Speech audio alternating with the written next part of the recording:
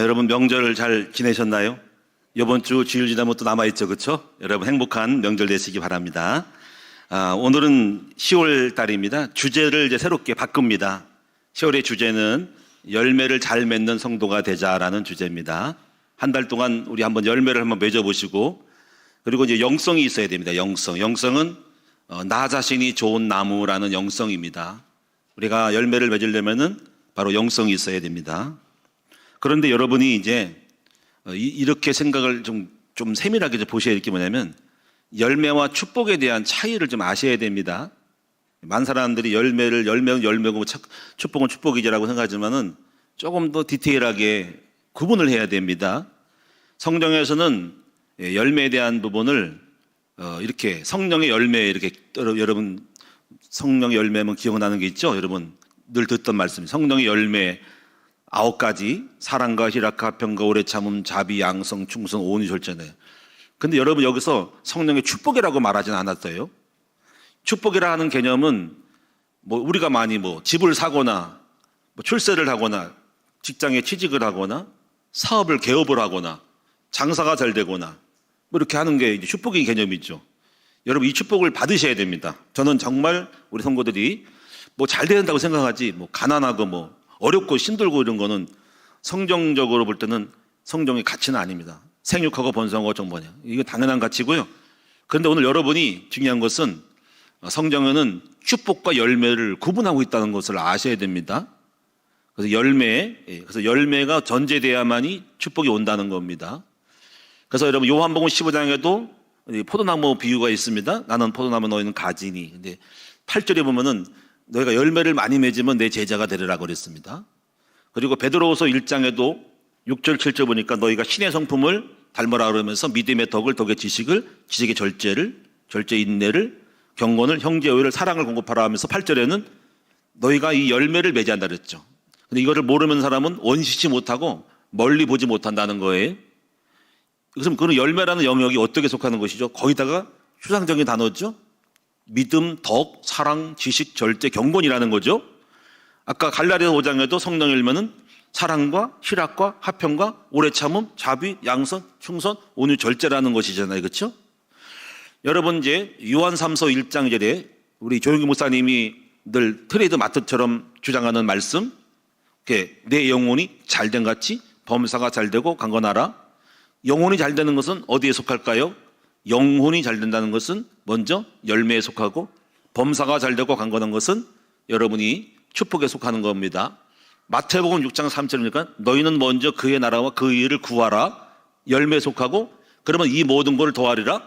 더한다는 말씀은 먹는 거 입는 거를 말하니까 성경은 구분하고 있잖아요. 열매와 축복을 구분하고 있다라는 것입니다.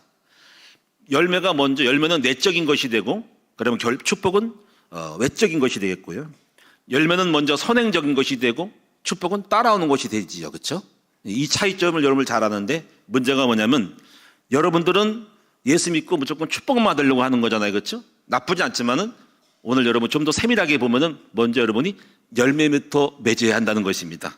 그런 차이가 좀 있어요. 여러분이 그냥 뭣도 모르고 그냥 예수 믿고 무조건 잘 돼야 되겠다 해서 하지만은 초점을 먼저 그의 나라와 그 의를 구하는 것은 먼저 열매라는 포커스에 좀 맞췄으면 좋겠다라는 것이죠. 이 차이가 여러분이 계속적으로 뭔가를 원하지만 안 된다는 겁니다.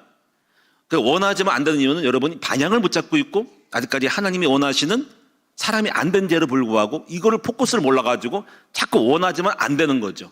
그래서 이런 점들을 여러분 알고, 사실은 여러분이 먼저 열매를 맺으면 결과 축복은 되어진다는 것을 아셔야 한다는 것입니다. 그래서 오늘 전 여러분에게 10월 한 달 동안에 여러분에게 열매 맺는 거에 대해서 말씀을 드리는데 5주거든요. 5가지 말씀을 드리고, 오늘 첫 번째 여러분이 열매를 맺기 위해서 가져야 될 메시지 하나는 뭐냐면, 여러분이 보배롭고 존귀한 자가 되어야 한다는 것입니다. 보배롭고 존귀한 자는 열매가 된 거거든요. 보배롭고 존귀한 자가 열매가 된 것인데, 이런 사람들은 당연하게 축복을 받는다는 것을 명심하실 수 있기를 바랍니다. 그래서 오늘 여러분 이사야 43장에 보면은 그 보배롭고 존귀한 말이 나와요. 여기 4절에 보시면 이런 말씀이 있어요. 이 말씀이 근거해서 여러분에게 드리는 말씀이에요. 여러분 4절을 다 같이 읽어보겠습니다. 네가 내 눈에 보배롭고 존귀하며 내가 너를 사랑하였은즉 내가 네 대신 사람들을 내어주며 백성들이 내 생명을 대신하리니라는 말씀을 했어요. 여기서 네가라는 우리를 말하고 내 눈에라는 것은 하나님의 눈에 말하는 거죠. 다시 말해 하나님도 뭘 보시냐면은 하나님 볼 때 성도들을 봤을 때 여러분이 똑같이 보지 않고 보배롭고 존귀하게 보는 사람이 있다는 거잖아요. 여러분 자녀를 보고 똑같은 아이들이 운동장에서 놀고 있는데 여러분들은 누구를 많이 봅니까? 여러분이 손녀, 손녀딸이 운동장에 뛰노는 걸 봅니다. 그렇죠? 물론 다른 아이들은 다른 부모에게는 소중하겠지만은 여러분 그 많은 아이 중에서 눈여겨보는 것은 여러분이 보배롭고 존귀하게 여기는 손자, 손녀, 아들, 딸을 본다는 이야기죠. 그러므로 하나님께서 분명한 것은 우리 모든 성도들을 똑같이 다 보배롭고 존귀하게 했지만 그 중에서도 여러분이 보배롭고 존귀하게 여기는 성도가 있다는 사실이 여러분이 여기 발견되는 것이죠. 자, 그래서 오늘 여러분이 그럼 첫 번째로 여러분이 보배롭고 존귀한 자는 어떤 축복을 받는가? 오늘 이 본문의 말씀 속에서 여러분 네 가지 정도 본문에서만 찾아보도록 하겠습니다. 첫째는 여러분이 2절에 보니까는 여기 이런 말씀이 있습니다. 물 가운데로 지날 때 너를 침몰하지 않도록 너를 건져주고 불 가운데로 지날 때에도 타지 않도록 막아준다는 거죠. 이 물과 불은 일종의 어떤 우리 속에 있는 많은 어려움을 말하겠죠. 불 같은 시험, 물같이 함정에 빠지거나 여러 가지 경제적으로 어렵거나 환경적으로 어렵거나 뭔가 물 가운데 빠져서 허우적거릴 때, 삶에 허우적거릴 때, 정신적으로 우울증 걸리고 삶의 부도가 나고 이럴 때, 어떤 공적을 당할 때, 불에 탈 때, 시험을 당할 때, 재난이 오고 바이러스가 올 때, IMF가 올 때 이렇게 물과 불을 만난단 말이에요. 이럴 때 여기서 빠져 죽은 사람이 있고 타준 사람이 있다는 거죠. 실제로 죽은 사람도 있고 사업이 망한 사람이 있단 말이죠. 이렇게 우리 인생을 할 때는 물과 불이 있다는 것입니다. 그런데 이런 재난을 만날 때 우리가 원하지 않는 재난이 있는데 이 모든 상황 속에서도 하나님이 바로 이 보배롭고 존귀한 사람에게는 지켜주신다는 것입니다. 오늘 여러분이 하나님이 여러분을 그렇게 지켜주시고 보호하심을 믿습니다. 그래서 오늘 우리가 이 보배롭고 존귀하게 된다는 것은 굉장히 중요한 거예요. 두 번째 부분은 뭘까요? 두 번째 부분은 여기 3절과 4절 보니까는 같은 비슷한 말이지만은 여기 대전하는 여호와 하나님이고 내가 구원자인데 내가 애굽을 너의 속량물로 그수와 스바를 너를 대신하여 주었더라. 이 말씀 뭐냐면은 그 사람을 존귀하기 때문에 구원하기 위해서 다른 물건들을 다른 나라를 던져서라도 대가를 지불해서라도 그를 건진다는 것이죠. 그 하나를 건지기 위해서 희생을 감수하고 모든 거를 뭐를 줘서라도 뭐를 던져서라도 보상을 해서 도로 데려온다는 것이죠. 제가 이제 자녀를 키우면서 저도 그런 경우가 있는데 우리 아이들이 청소년기에 약간 사고를 많이 쳤어요. 첫째 아들은 뭔가 이렇게 범죄를 해가지고 자전거를 훔쳐가지고 파출소에 갔어요.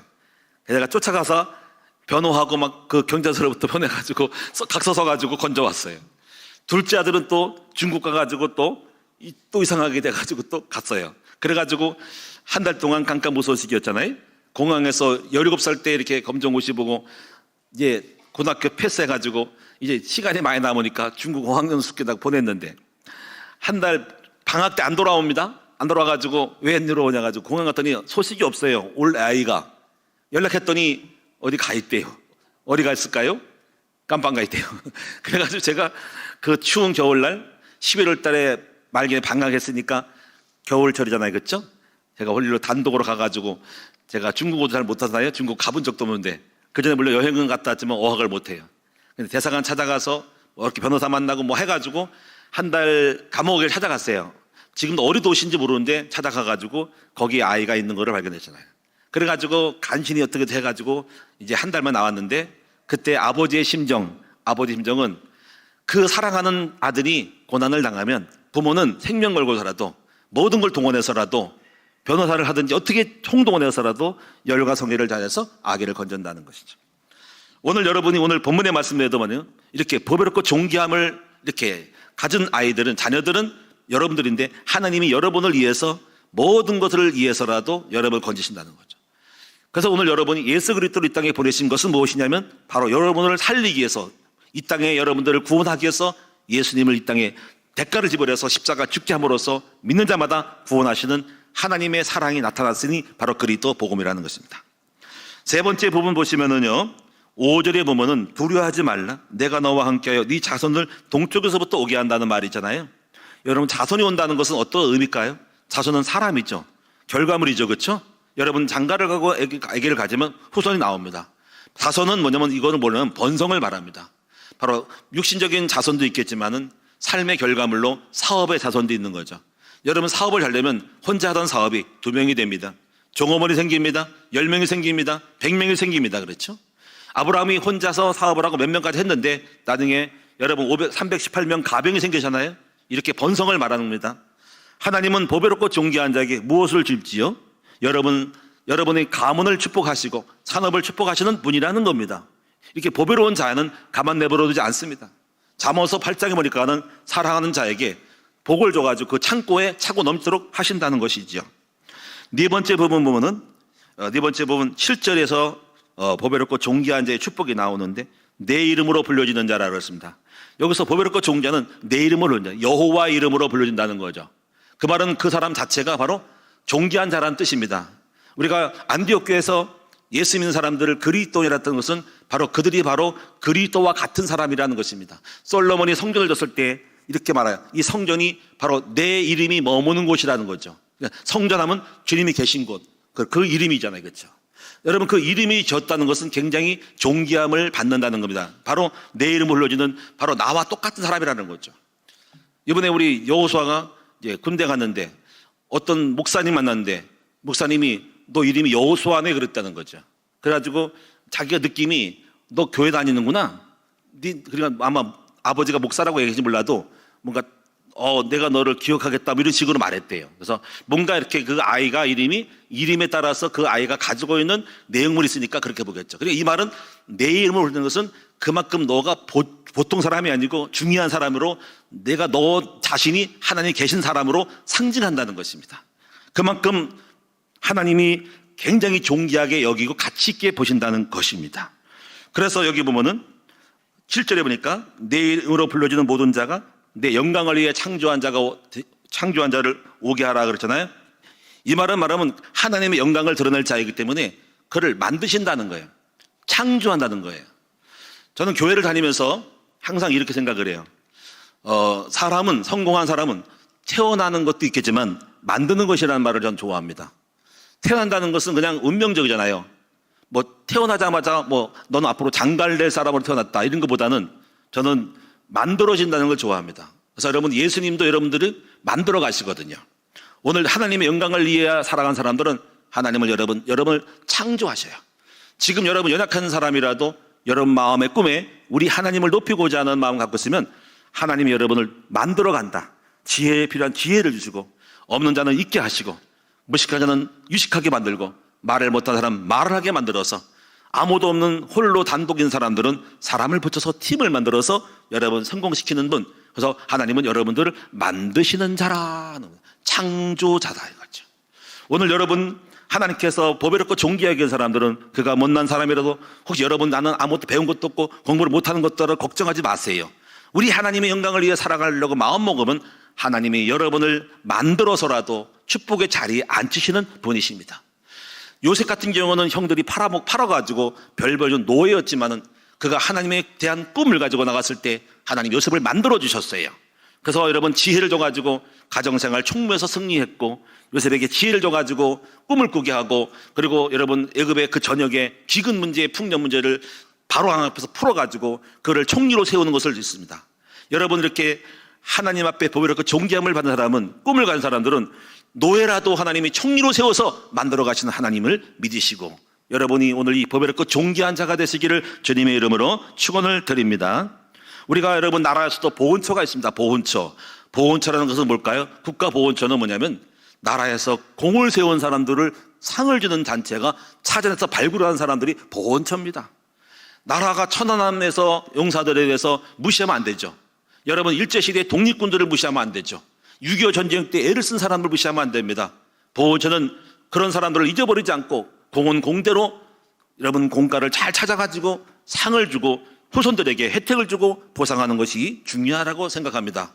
오늘 요즘 이승만 대통령에 대한 나쁜 것도 있지만은 여러 가지 장기 독재되었고 약간 있지만은 좋은 점이 굉장히 많습니다. 대한민국을 민주주의 국가로 기독교 국가로 세운 사람이 이승만 대통령입니다.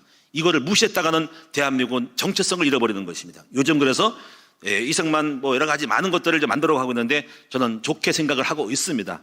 여러분이 우리가 훌륭한 사람들은 발굴해서 복을 주는 것처럼 마찬가지로 우리 기독교인들 마찬가지로 하나님은 반드시 주님의 나라의 영광과 뜻을 이루어 살아가는 사람에게는 보온을 한다, 보상한다, 훈장을 준다는 것입니다.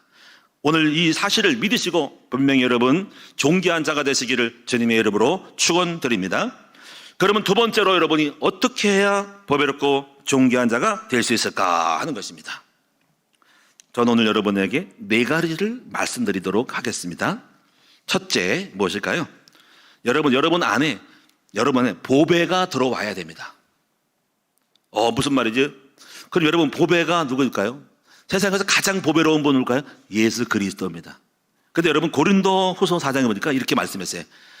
너희가 질그릇 안에 이 보배를 두었으니 그렇습니다. 여러분 예수 믿는 것은 우리가 질그릇이죠. 질그릇은 그냥 사기 그릇입니다. 이 질그릇 쓰임에 따라 다르죠. 밥그릇이 될 수 있고 여러분 마당에다가 멍멍이가 먹는 반찬 그릇이 밥그릇이 될 수 있습니다. 이 그릇이 바로 닭장에 하면 닭이 먹는 쪼아 먹는 사료를 담는 그릇이 될 수도 있어요. 여러분이 화장실 가면 변기가 될 수 있고 사기 될 수 있습니다. 이렇게 초라하고 별별이라는 우리 속에 누가 들어오셨나요? 예수가 오신 거예요. 그래서 이렇게 표현하는 질그릇 속에 이 보배를 두었으니 저와 여러분 속에 이렇게 질그릇 같은 우리 속에 깨지기 쉽고 별별 지르는 가치가 없는 1,000원이면 살 수 있는 2,000원이면 살 수 있는 그런 질그릇 같은 우리 속에 예수가 들어왔으니 바로 우리는 보배로운 질그릇이 된 것입니다. 믿습니까? 오늘 저와 여러분 그러므로 다 보배로운 자가 된 것입니다. 그러므로 오늘 여러분이 나는 생각이 이상하고 늘 술도 먹고 담배도 피고 싸움도 잘하고 세상적인 건 놀고 있는데 상관없이 그래도 오늘 여러분 속에 그러한 사람이라도 여러분 속에 누가 들어오셨어요? 예수가 오셨으니 여러분이 보배로운 사람인 줄로 믿습니다. 저도 처음에는 얼마나 부족한지 몰라요. 저도 처음에 술을 먹었어요. 담배도 폈어요. 싸움질을 잘했어요. 참 못됐습니다. 생각이 지저분했습니다. 근데 불구하고 하나님은 버린 적이 없어요. 낙심하지 말고 끝까지 내 안에 있는 보배를 키웠어요. 이 그리스도를 키웠더니 점점점 찌꺼기들이 빠져나가면서 갈아지면서 연마돼가지고 보석으로 드러난 겁니다. 여러분 우리 신앙생활은 뭐냐면 우리 자신들을 자아를 깨가지고 내 안에 계신 보석의 원석을 물론 자체가 보석이죠. 우리 속에 묻혀있는 찌꺼기들 갖다가 떼어내고 보석을 보석처럼 만드는 것이거든요. 다시 말하면 우리의 속사람을 강건하게 하는 거예요. 그래서 오늘 여러분이 먼저 우리가 하실 일은 뭐냐면 축복도 중요하겠죠. 물론 돈도 벌어야 되지만은 여러분 안에 있는 예수 그리스도를 성품을 담는 오직 복음의 사람이 되어야 되겠다라고 그런 추구를 하셔야 됩니다.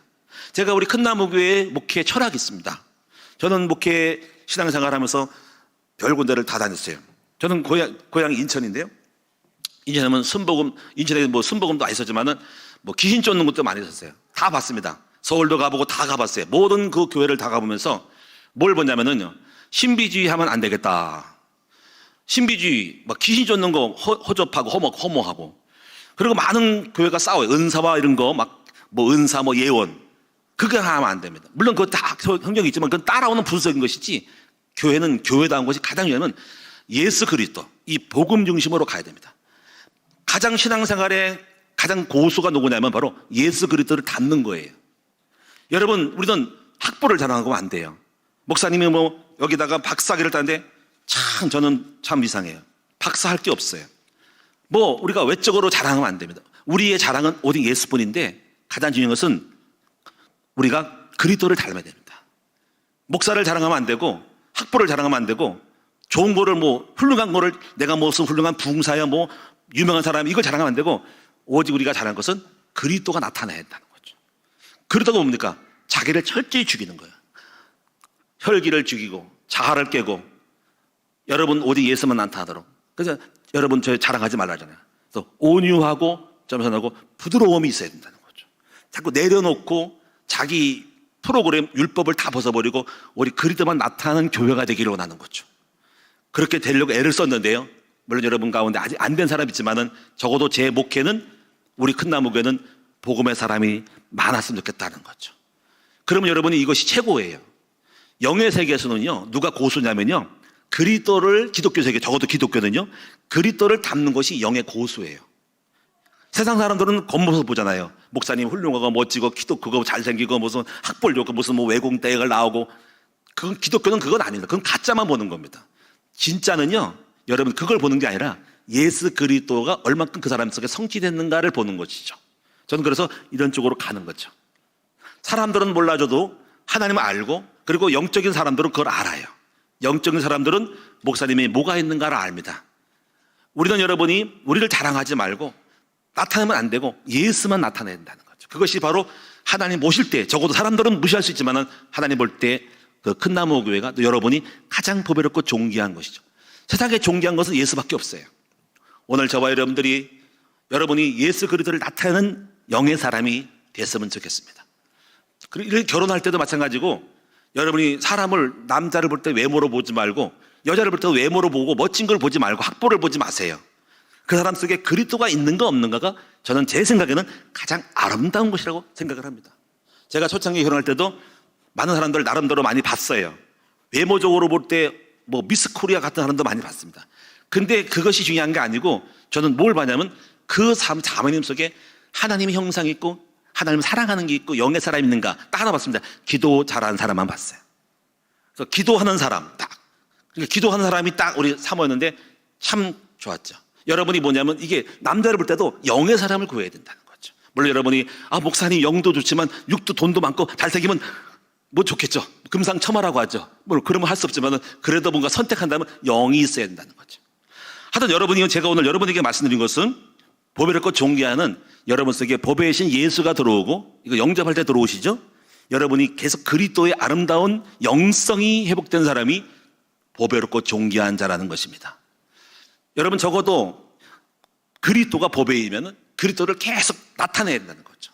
그래서 계속적으로 나를 죽이고 그리스도만 드러날 수 있도록 복음의 완성자가 되면 그 사람은 가난해도 없어도 저는 제가 볼 때 가장 아름다운 자고, 하나님 볼 때도 그렇게 보시는 것이죠. 그리고 반드시 결과는 올 거예요. 두 번째 부분은 뭐냐면요, 하나님 나라에 중요한 일을 한 사람이 되어야 하는 것입니다. 자, 여러분, 중요한 일을 한 사람. 자, 여러분, 이건 적용 다 할 수 있어요. 회사에서 누가 중요한 사람이죠? 충성된 사람이죠. 군대에서 누가 중요한 사람이죠? 국가에 충성된 사람이지, 멋있고 잘 나간 사람이 아니고 오직 국가를 위해서, 나라를 위해서 충성된 사람이 국가는 볼 거라는 거죠. 그리고 교회에서 누가 중요한 사람이 있죠? 바로 중요한 일을 하는 교회, 하나님 나라에 충성된 사람이죠. 하나님 보실 때는 하나님 일을 한 사람이 가장 중요하게 여기죠. 저는 그래서 전도자가 굉장히 중요한 사람이라고 생각을 해요. 여러분 이사야서 61장, 62장, 63장을 보면, 아까 제가 예배 드릴 때 첫 그 산송시 예배시에 보면은 62장을 얘기한 거거든요. 거기 보면은요, 바로 기도하고 전도자가 하나님 영광을 드리려고 할 때 하나님이 기뻐서 헵시바라 뿔나라 이렇게 말씀했어요. 그리고 그 사랑하는 딸이 남편을 사랑하여 결혼시키듯이 그렇게 신랑이 그 사랑하는 아내를 기뻐하듯이 하나님이 그렇게 기뻐한다는 말이 나오는 거죠. 성경을 보면 딱 갈렸어요. 전도자, 주의 종, 하나님의 일을 한 사람, 일어나 빛을 반 사람을 너무 기뻐하신다는 거죠. 오늘 여러분이 하나님 볼 때 영혼을 구원하는 전도자, 하나님 나라 일을 한 사람이 가장 기뻐하신다는 것입니다. 그래서 여러분 주님의 일을 위해서 전도자가 되어지고, 그리고 물질로 헌신하고, 특별히 오늘 큰 나무의 시간표가 뭘까요? 지금 시간표가 다 있어요. 하나님이 할 때 시간표가 있어요. 시간표는 뭐냐면, 과거는 교회를 짓는 거 시간표였습니다. 그건 끝났습니다. 그리고 요즘 시간표가, 트렌드가 뭐냐면 하나님의 성령의 인도를 따라 순간순간마다 끌고 가는 게 있습니다. 요즘 트렌드는 뭐냐면요, 바로 학교를 세우는 것입니다. 물론 이 학교를 100% 완성 다 하지 않고 어느 정도 이루었다가 다음 단계 넘어갈 겁니다. 그것도 기다리고 지속해야 되니까 일단은 어느 정도 끌고 가는 것인데, 요즘 트렌드가 학교 세우는 것입니다. 하나님은 시간표마다 중요한 일을 잘 캐치해가지고 여러분 광고를 잘 보셔야 됩니다. 성령의 인도를 놓치면 압니다. 지금은 중요한 건 이건데, 여러분 엉뚱한 거를 찾고 있으면 시간표가 핀트가 안 맞는 겁니다.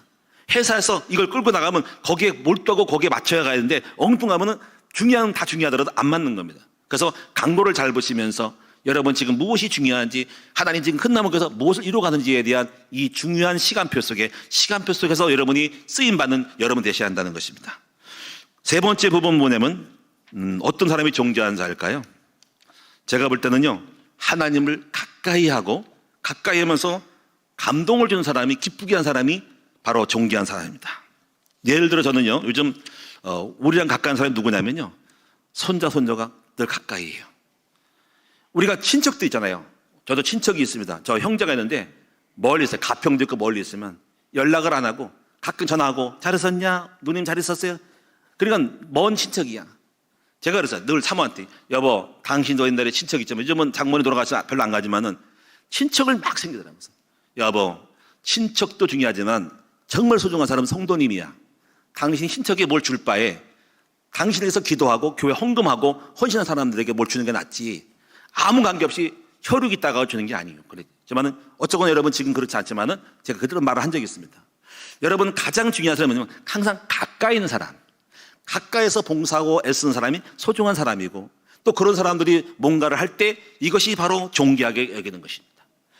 그러면 오늘 여러분이 늘 예배와 기도로 가까이 하셔야 됩니다. 그리고 여러분이 순간순간마다 성령 인도를 따라서 주님을 기쁘시게 하는 여러분 되시기를 주님의 이름으로 축원합니다. 그래서 다윗이 왜 사랑받았을까? 가까이였습니다. 늘 성전에서 살았습니다. 왕궁의 천년보다 성전에 한 날이 낫사오니 하면서 늘 가까이 했더니 하나님은 다윗에게 지혜와 능력을 주시고 여러분이 이렇게 하나님을 기쁘게 했습니다. 또 다윗은 성전을 지을 생각을 했습니다.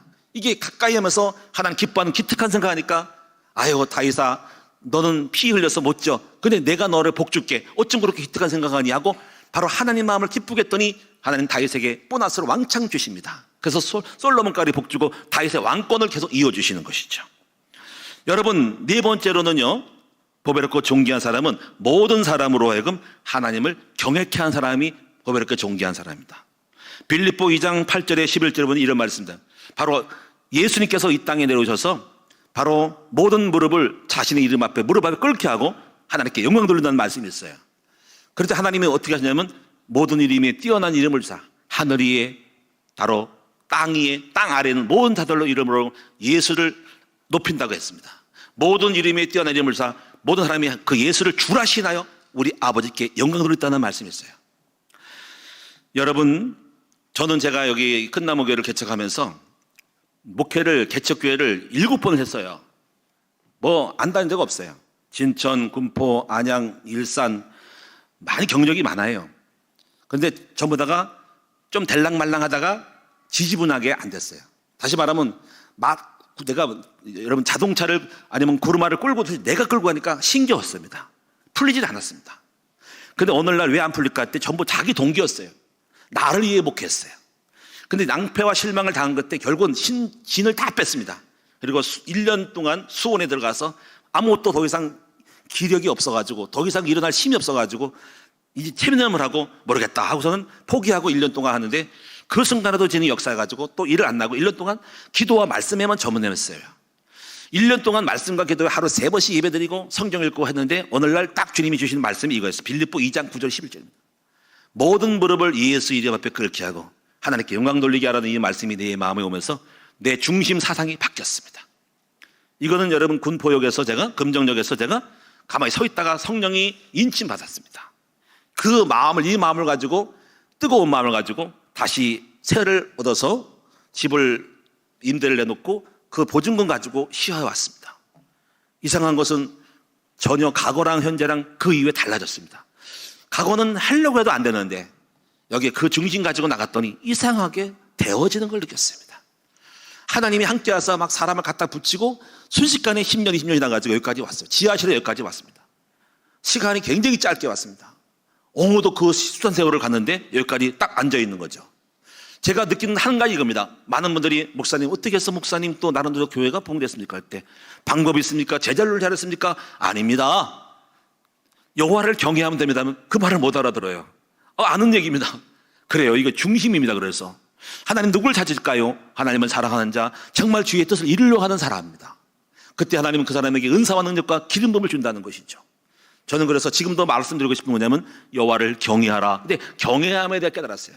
시편 112편, 시편 125편, 말라기 4장 여러분 2절, 여호와를 경외한 자는 공의로운 해가 떠올라서 치료하는 것을 말하니, 공의로운 해란 뭐냐면요, 여호와를 경외하면 아이디어를 자꾸 줍니다. 말씀을 주고 꿈을 주고 뭘 하라고 자꾸 줍니다. 끌고 갑니다.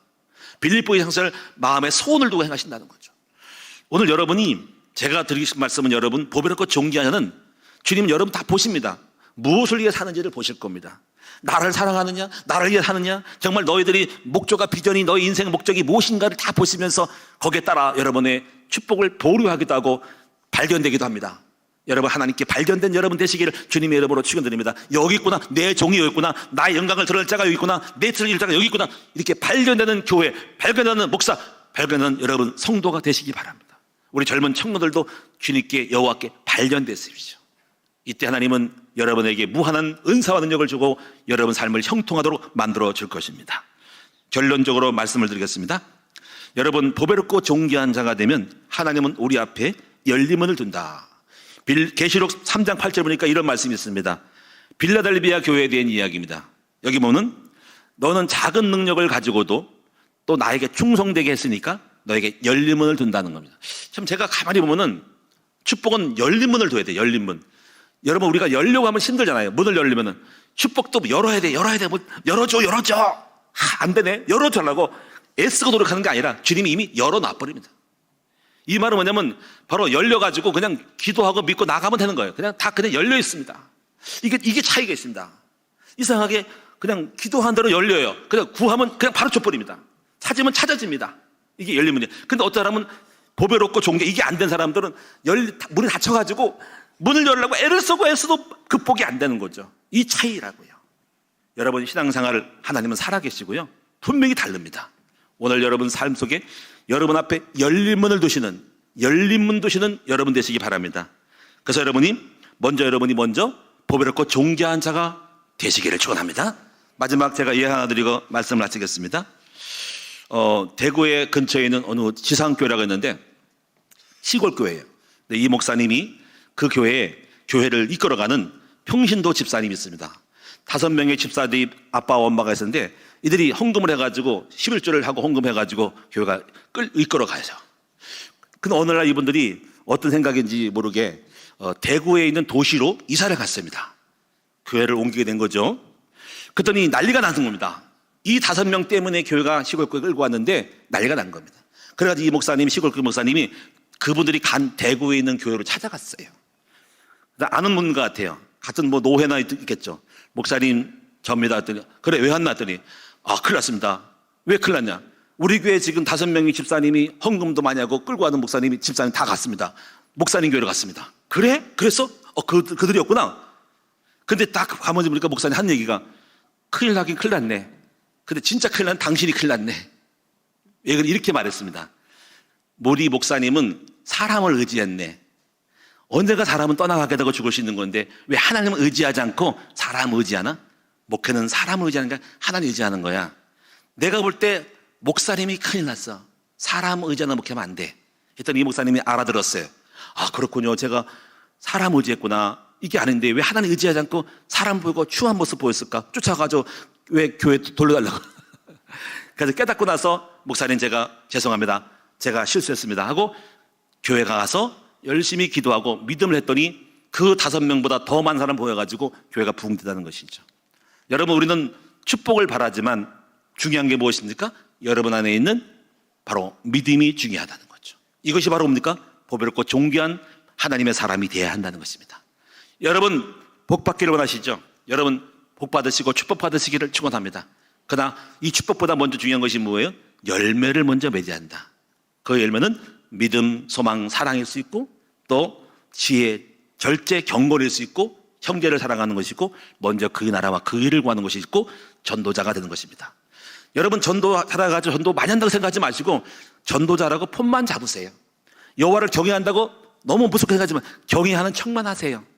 그럼 하나님 여러분 기쁘게 보셔가지고 여러분 하는 게 아니거든요. 사람은 폰만 잡아도 마음만 갖고 있어도 작은 것만 있어도 하나님 보시고 복을 왕창 쏟아부으시는 하나님이시다. 기도하겠습니다. 살아계신 아버지 하나님 고맙고 감사합니다. 우리가 먼저 열매를 맺기를 원합니다. 먼저 주님이 말씀했습니다.